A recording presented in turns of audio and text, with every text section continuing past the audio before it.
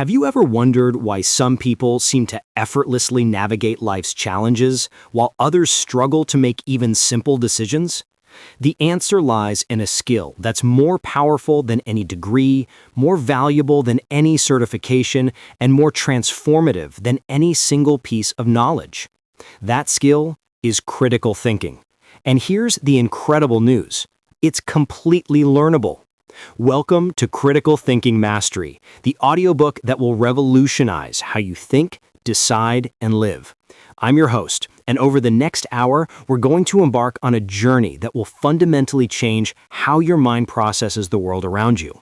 This isn't just another self-help book. This is your blueprint for mental excellence.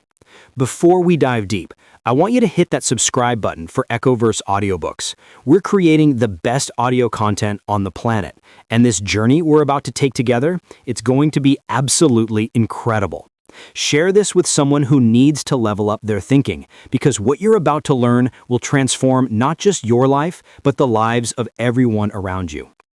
Critical thinking is a disciplined approach to thinking that involves analyzing, evaluating, and synthesizing information to form well-reasoned judgments and decisions. Think of it as the operating system for your mind.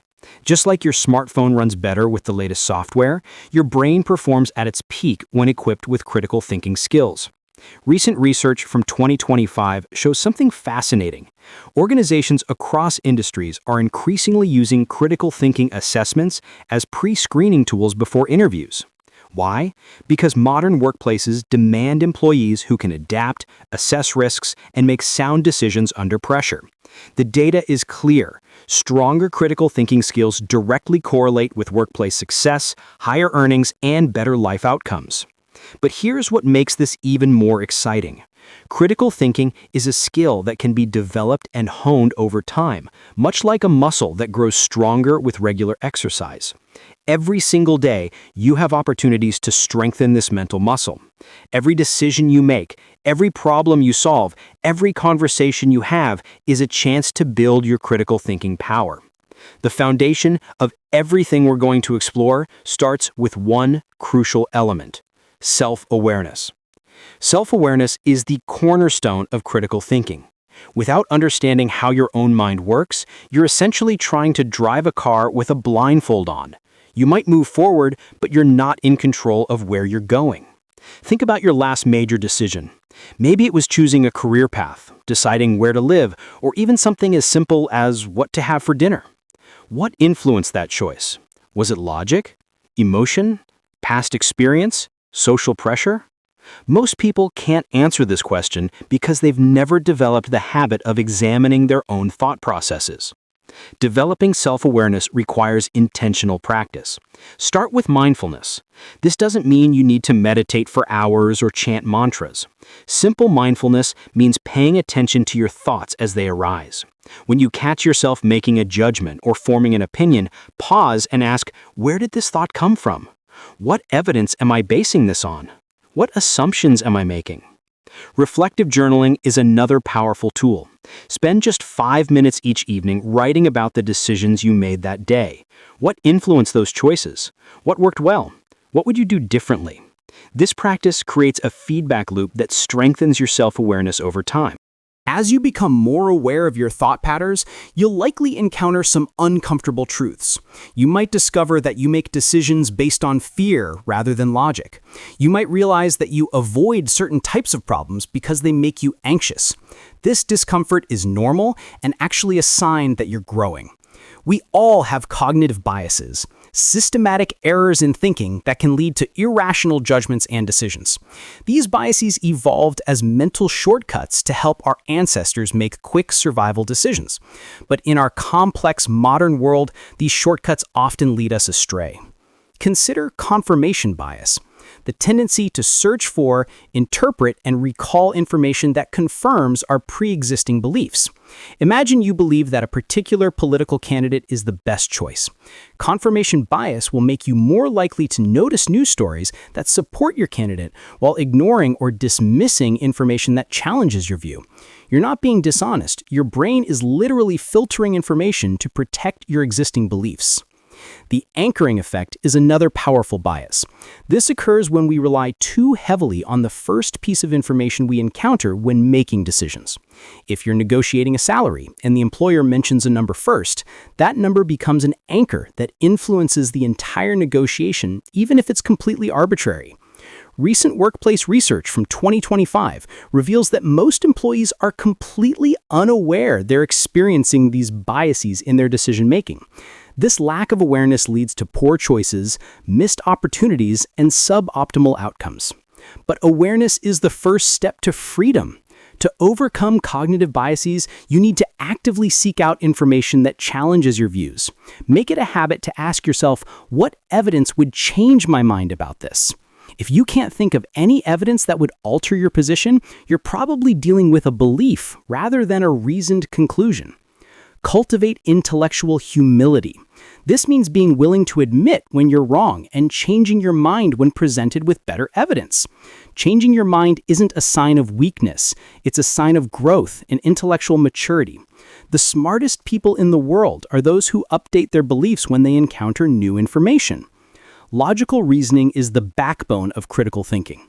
It's the process of using structured thinking to reach valid conclusions based on given premises. Think of logical reasoning as the grammar of thought. Just as proper grammar helps you communicate clearly, logical reasoning helps you think clearly. There are two main types of logical reasoning: deductive and inductive. Deductive reasoning starts with general principles and applies them to specific situations. For example, all humans are mortal, Socrates is human, therefore Socrates is mortal. If the premises are true, the conclusion must be true. Inductive reasoning works in the opposite direction. It starts with specific observations and builds toward general conclusions. For example, every swan I've ever seen is white. Therefore, all swans are white.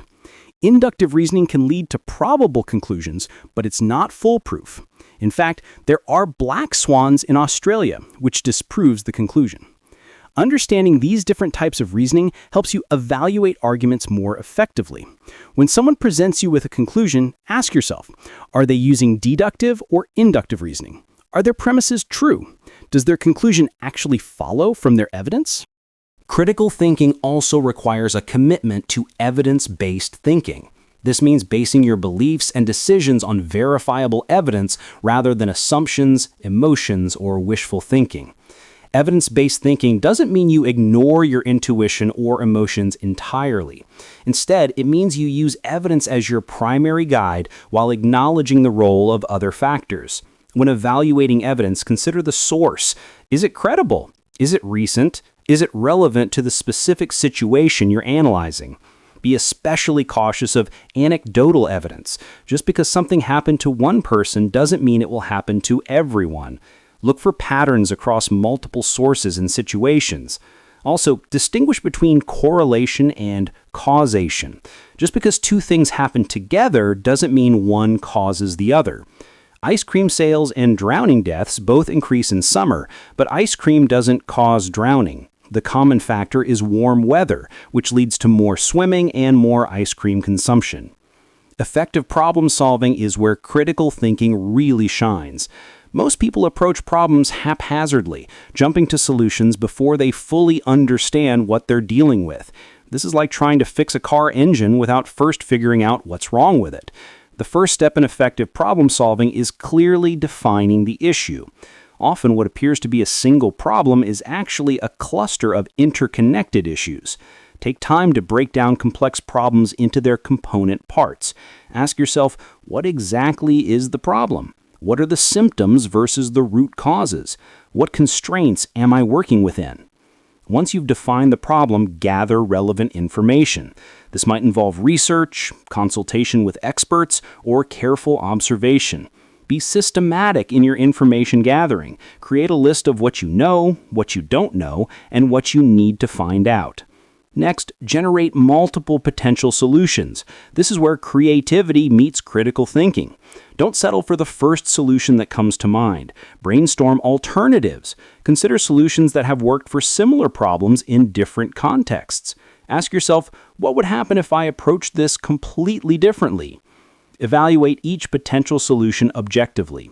Consider the pros and cons, the resources required, the potential risks, and the likelihood of success.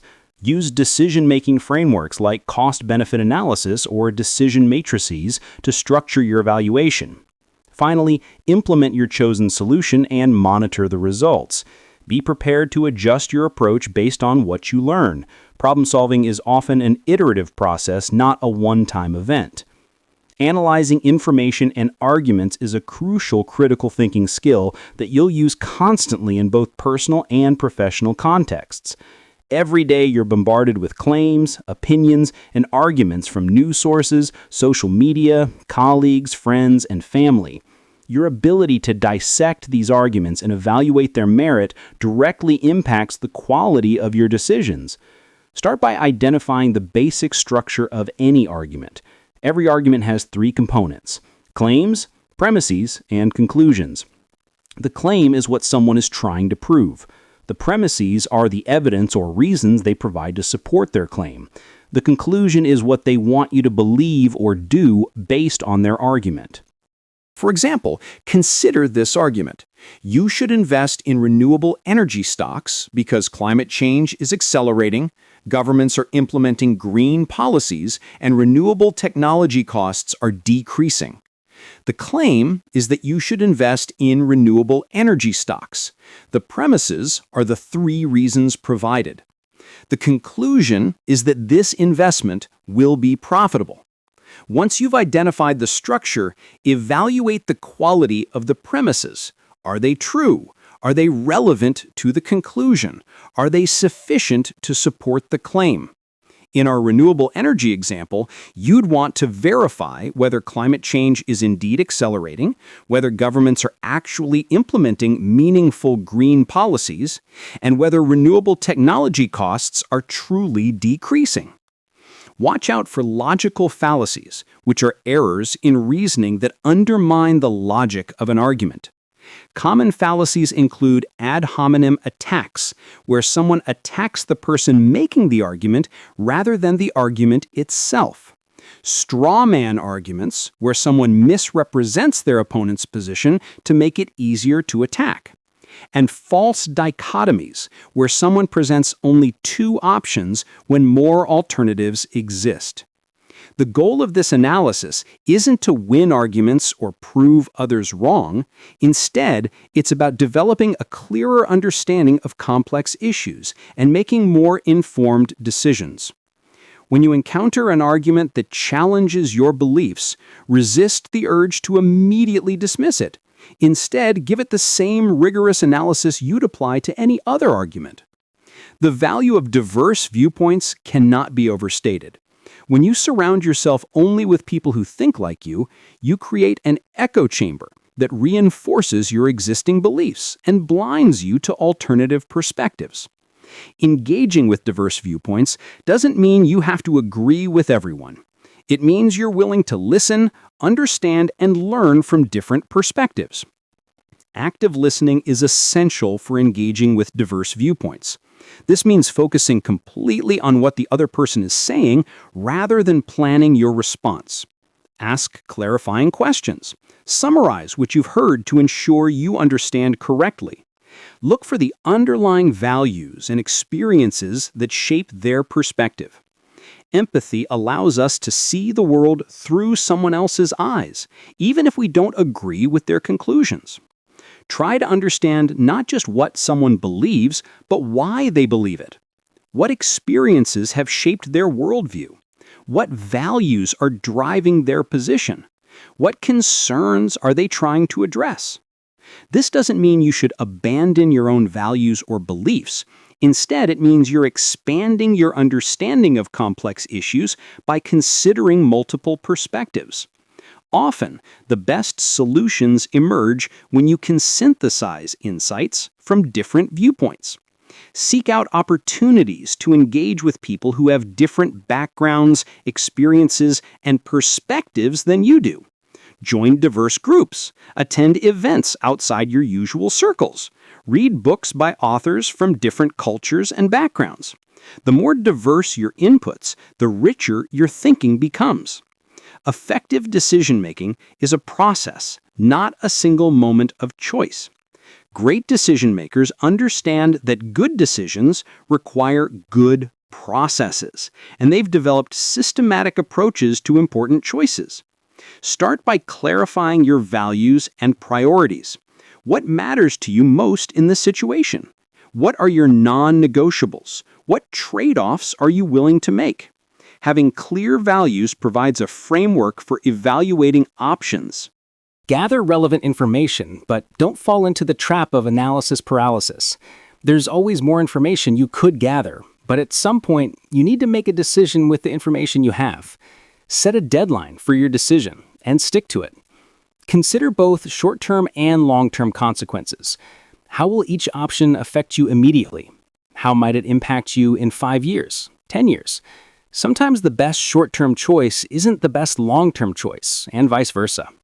Use both logic and intuition in your decision-making.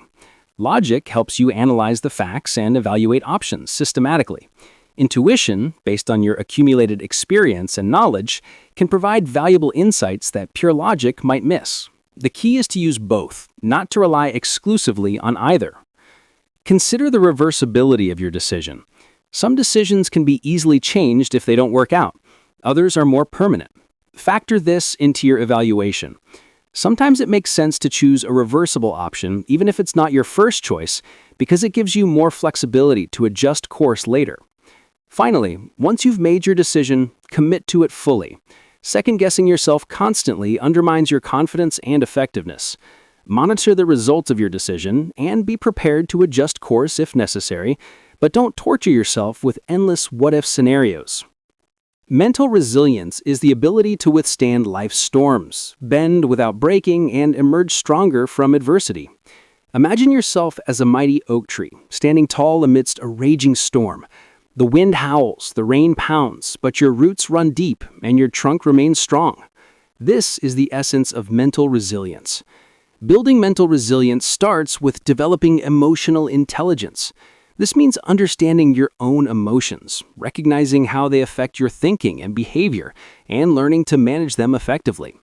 Emotions aren't the enemy of critical thinking. They're valuable sources of information. The key is to acknowledge them without letting them overwhelm your rational analysis. Cultivate a growth mindset, the belief that your abilities and intelligence can be developed through effort and learning.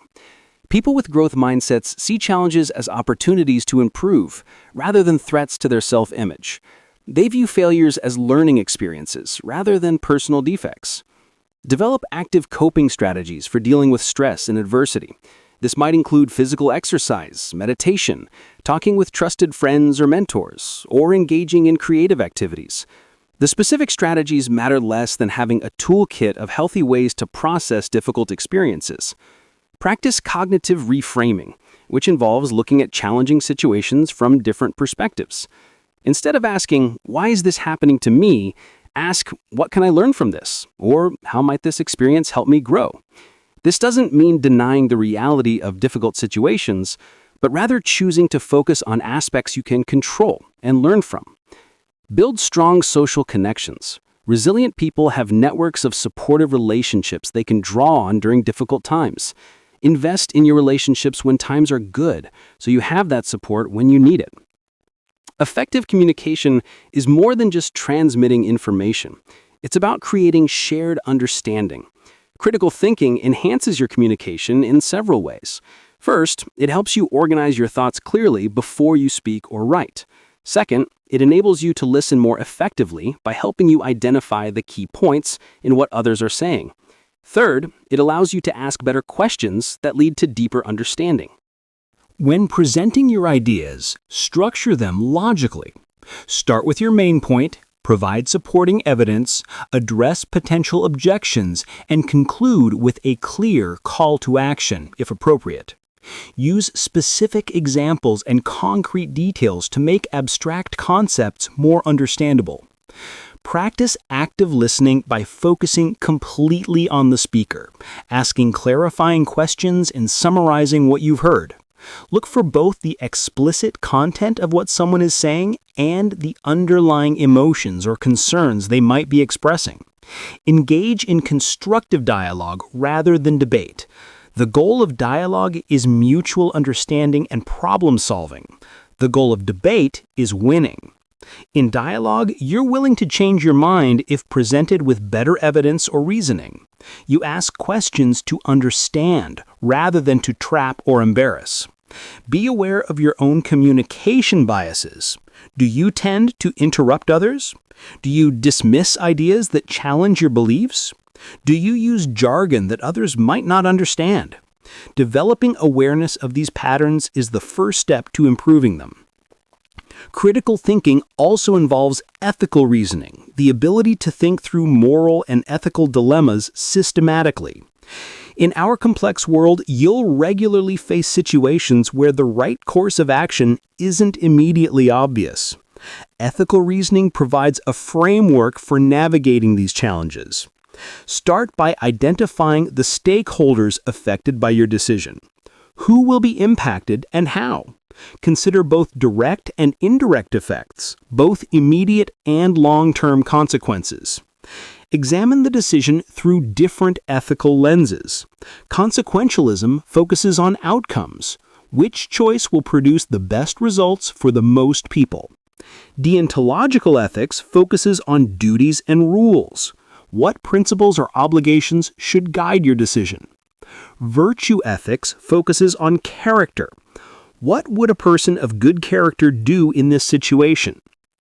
Consider the precedent your decision might set. If everyone made the same choice you're considering, what would the world look like? This is similar to Kant's categorical imperative. Act only according to principles you could will to be universal laws. Be honest about your own motivations and potential conflicts of interest. Are you rationalizing a decision that benefits you personally? Are you avoiding a difficult but right choice because it's inconvenient? The journey of critical thinking is never truly complete. It's a lifelong process of continuous improvement and growth. The skills you've developed through this audiobook are not just tools for personal success. They're a powerful force for positive change in the world. As you apply these skills in your daily life, you'll notice several things happening. Your decision-making will become more confident and effective. You'll be less susceptible to manipulation and misinformation. You'll be better able to solve complex problems and navigate challenging situations. Your relationships will improve as you become a better listener and communicator. But perhaps most importantly, you'll develop a sense of intellectual humility and curiosity that keeps you growing throughout your life. You'll approach new ideas with openness rather than defensiveness. You'll see disagreement as an opportunity to learn rather than a threat to your ego. Remember that critical thinking is not about being negative or cynical. It's about being thoughtful and intentional. It's about making better choices, solving important problems, and contributing positively to the world around you. The skills we've explored today, from self-awareness and bias recognition to logical reasoning and ethical decision-making, form an integrated system for thinking more effectively. Like any skill, they improve with practice. Look for opportunities to apply them in your daily life. Start small with everyday decisions and gradually work up to more complex challenges. Share what you've learned with others. Teaching critical thinking skills to friends, family, and colleagues multiplies your positive impact. Create environments where thoughtful discussion and respectful disagreement are valued. Stay curious and keep learning. The world is constantly changing, presenting new challenges and opportunities.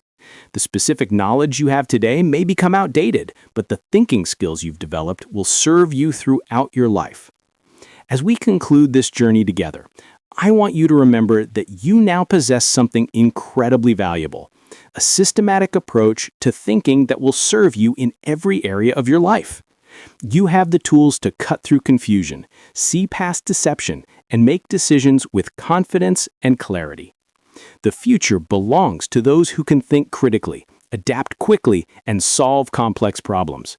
You're now equipped to be one of those people. The question isn't whether you can develop these skills. You already have. The question is how you'll use them to create the life and the world you want to see. Thank you for joining me on this incredible journey through critical thinking mastery. If this audiobook has transformed your thinking even a little bit, please share it with someone who needs to hear it. Subscribe to Echoverse Audiobooks for more life-changing content like this. And remember, the best audio experiences are the ones that change how you see the world. Your journey as a critical thinker starts now. Go out there and think brilliantly.